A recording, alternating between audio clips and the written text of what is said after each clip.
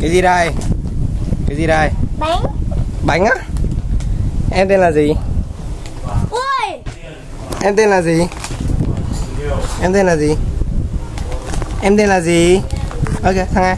Hải Phong. Có anh nhìn ở đây cơ mà. Em tên là gì? Hải Phong. Hải Phong á? Nguyễn gì? Nguyễn gì Hải Phong? Giám đốc Hải Phong. Ý. Nhui. Em làm gì đấy? Cái gì? Em là người Việt. Rồi, ôi. Cái má này. Nhìn đi.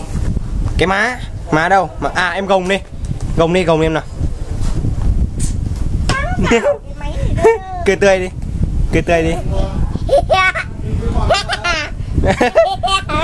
Cười giống đấy. Ôi ôi. Cái gì đây? Cái gì ở mồm đây?